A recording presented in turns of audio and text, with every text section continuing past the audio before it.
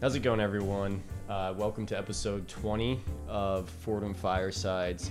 I had Nick Mercandetti on as my guest, and we talked about some video games. However, I was really stupid, and I forgot to turn on the mics the entire time. So, luckily, the cameras themselves can pick up audio, but it's not going to be a very good quality, but you can still hear it. But I apologize in advance. This hopefully won't happen again, and I know you'll still be able to hear the video. It just won't sound too great. But, sorry for the inconvenience. Next time, I will do better. But enjoy the episode anyways. Oh, how's it going? I should probably let you know. This episode is sponsored by Simon's Deli, the absolute best deli in the Bronx. I go there all the time for milkshakes, sandwiches, bagels. I highly recommend it. And you know what? You should go there too because the food is really great. How's it going, everyone? And welcome back to another episode of Fordham Firesides. As always, I'm your host, Hank Michaels. Today, I'm joined by my dear friend, Nick Mercandetti. It's a pleasure to be here. How you doing? I'm doing good. Yeah? Just had some Pete's Cafe. Yeah?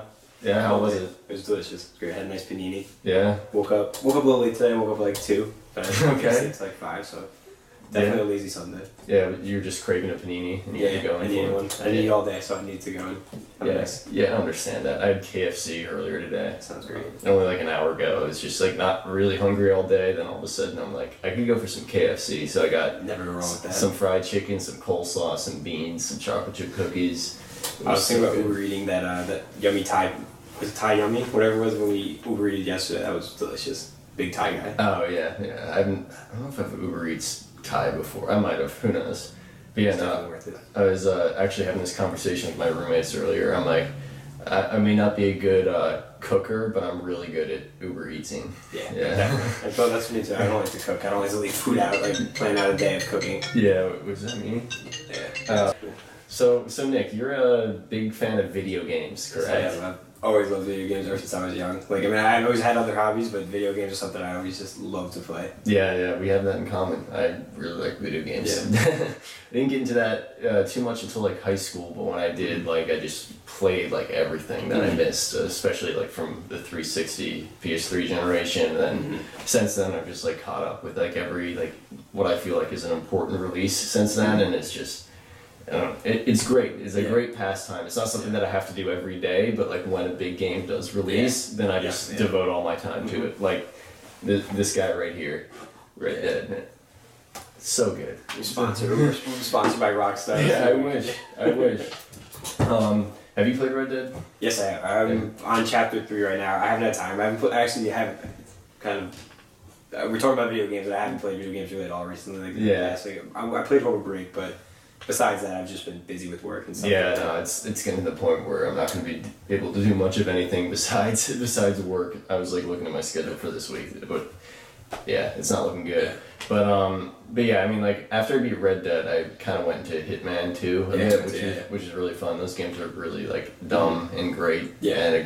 But it's a great time killer. And I really enjoyed that. But since Red Dead, that's been the last time I was really invested in the game. But I don't know. What are your thoughts on it? On Red Dead? Yeah. Oh, it's great. It's the engine, the graphic. It's just the way that the game feels alive, in the sense that you in the beginning when Arthur's on the mountain with everybody, and I've seen games where the effects on snow when you step in snow an imprint will come in, but Red Dead's so the detail is so perfect that where your foot touches it, that's where the indentation goes into the snow, and it's the actual size of your foot. It's not just snow just disappears. I remember. Oh yeah. Have you ever played Lost Planet?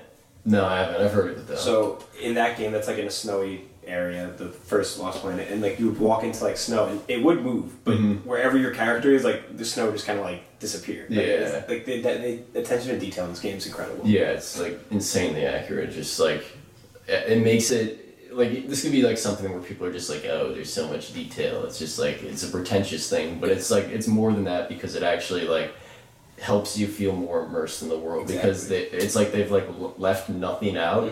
That everything is perfectly in place, that you feel this is a living, breathing world, and that's something I can only say I've felt in a couple other games, and this just does it on a higher level to anything else I've seen.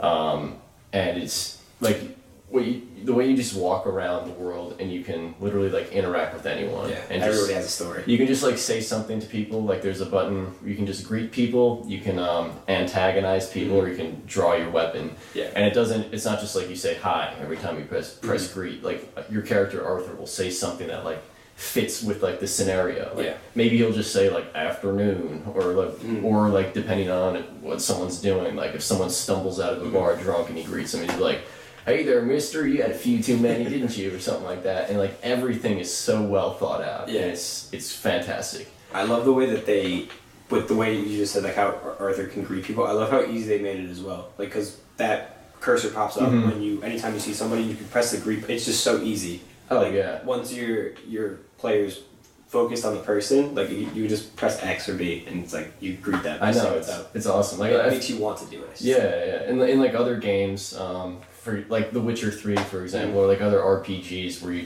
you can talk to a lot of people. The whole game like stops, and then you get like a dialogue tree, and like that's fine. It works for that game, but the way you can just like naturally do this by holding down the trigger and then like pressing a button to interact with people, like it doesn't stop anything, and it just feels like you are like this character of Arthur Morgan. I agree. And Arthur Morgan is amazing. That guy is a legend. Like he is such a well-written character. He's like interesting. He's compelling, and like the journey you see like through the entire game. Like I don't want to spoil it or anything, but it's just you get like really attached to him and the world and the other characters, and it's just awesome. It's something you really just have to go out and experience for yourself if you haven't played it. I know the game is like the most hyped thing of the fall right now, but it's completely deserved. Like it's incredible, and it's a great example of how like video games can be art too. Yeah, definitely. Yeah, because I know a lot of people out there just like maybe they just like don't understand video games, or they just haven't played them, or they just don't think it's art. They just think it's like like a loser kid like hanging out in his parents' basement, drinking Mountain Dew and throwing back Doritos, and like that's all playing World of Warcraft, Call of Duty. Like there's so much more to it than that. Well, when people see like that, like the people like they say video games is a waste of time. It's not art. Like it's just you're wasting your time. Yeah. I think people think of Call of Duty just a first person shooter. There's no objective. You just eliminate the other team online. And you have a campaign that you go, and it's just a war story. But something like Red Dead Redemption is incredible. It's a story. It's a story. It's alive. The game, like I remember seeing on YouTube, there's a video like of following like an NPC, which is just a character in the game. Like it's nobody controls. It's just a AI.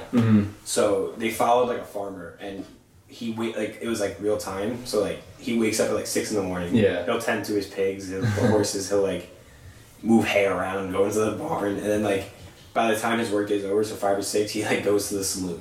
And then after a few drinks, he goes back home at like 10 or 11, goes to bed, wakes up, and does it all over again. So like it's incredible. Like if you're not paying attention, it goes straight over your head. But like if you're watching these guys, like, oh my god, this person's actually alive. Like in the game, like. Yeah, the amount of just like time and energy that people pour into these games too. It's like it's really like on the level of film, which is something people do consider art. And I honestly don't see how like playing video games is more wasteful than watching TV or something. Yeah, I agree. Even something like Call of Duty, like you play it for like 10 minutes at a time. It's just like kind of a fun distraction. Like that's the equivalent of like a sitcom. And then something like Red Dead is like the equivalent of like Breaking Bad or something like that. And like even like the equivalent of like some like the greatest like artistic movies like out there. Then they have like indie games also, which are like really like well thought out, like tiny pieces that are just like indie films. There's just a lot to it. I don't know. What are some other games you played that you think would like make a great argument for why games are art? Definitely Mass Effect is like the Mass Effects 1 through 3 are like that's probably my favorite trilogy of a game of all time. Before that, it was Uncharted, and then Uncharted 4 came out. But the Mass Effect trilogy is just, it's sick. Like those are great games. As Commander Shepard, that's like, you create how that person looks. So like technically, like, that's you. Like you're Commander Shepard for 1 through 3. So by that, like you actually like see yourself as Commander Shepard, and it's just like you meet all these people. Your actions in the game, like, actually matter because the ending, there's like 30 different endings per Mass Effect, or not the first one, but the second and third is like there's so many different endings that you could get. Well, a lot of people didn't like the ending for the third one because it was I mean, it was a little ridiculous, but I kind of like it. I didn't hate it. I didn't hate it. The second one I thought was like by far the best one because that one, like, at least from what I remember, there's only like a handful of like main story missions, but like what you do is like there's more of like these optional quests where you go to recruit people to be on your team, and then you have loyalty missions for each character where you like help them out, and then they like you befriend them more. But those like loyalty missions like provide like a deeper insight to all these characters' past, and like that is like the driving point for that game, and that's still like unlike anything I've seen in a game before. Like it's. I mean that's a BioWare, and they did Dragon Age Inquisition as well. That was. I know you're a big fan of that. Yeah, love that game. But they had something similar to that. But like Mass Effect 2 nailed that. Like Mass Effect 2 is my favorite one. I mean, Mass Effect 3 was more epic. No, actually, I wouldn't even say that. The ending of Mass Effect 2 was awesome. The ending.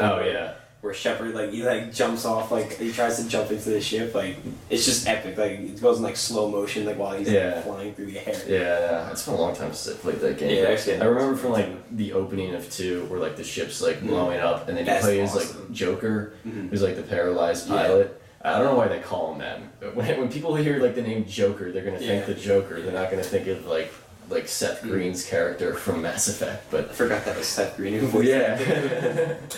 He's a funny guy though. I like Joker. Yeah, he's a good character. They did some like weird stuff though in the third one where like they got a little too like her for me. Like the falling in love with the ship, that was a little dumb. Yeah. But I don't know. I didn't hate that.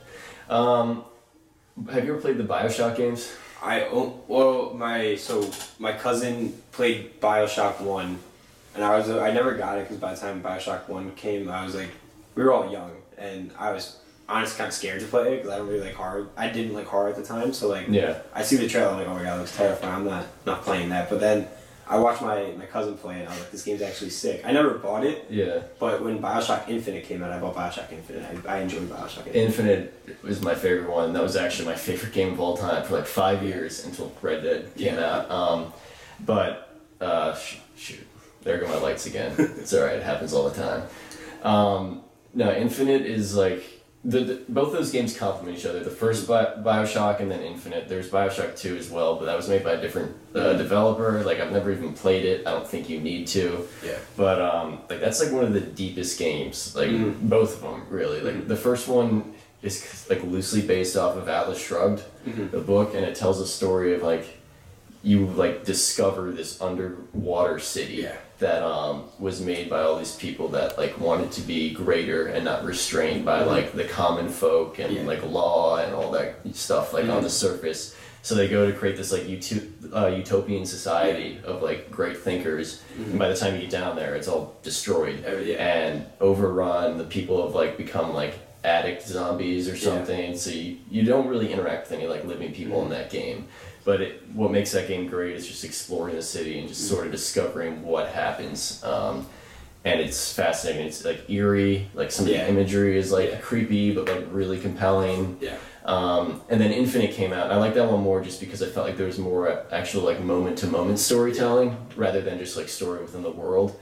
But that has a floating city called Columbia. And it's sick. It's so nice. And it's like this American exceptionalism type, like early 1900s city where they feel like the America's too sinful and they've like abandoned the founding fathers and they're all like racist. So they started this flying city where they literally worship and pray to the founding fathers, and it's like 1900 racist America like up in the sky, but it seems like all perfect and nice until they don't.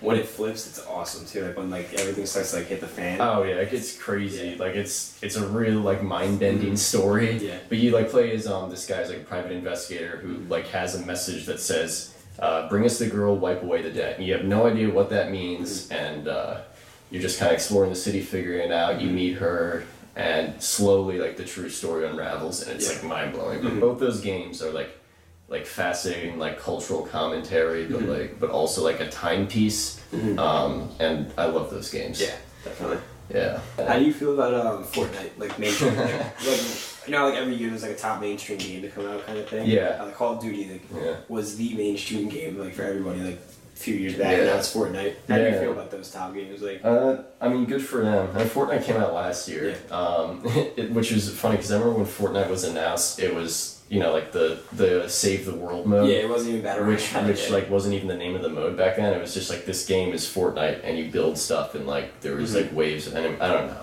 I never played that. I still haven't. But I remember that was like in development hell for like 4 years. Yeah. Like it took forever I to come out. remember the first trailer at E3 was like, everybody was kind of excited about it too. And it dropped like in July 2017. No one cared. PUBG was getting really big, but it was only on PC, and people were saying like, this is such a great idea. Just wait for like, you know, the copycats to come in. Even though PUBG is already like a copy of like an H1Z1 mod or Arma mod or whatever. But like PUBG was the first to kind of nail it. And then sure enough, Fortnite, like 2 months after its release in September last year, come along with their like exact replica of PUBG, but they make it free, and slowly I just watched it become more and more popular, and now it's just like insanely popular. It's like the biggest thing ever. It's insane.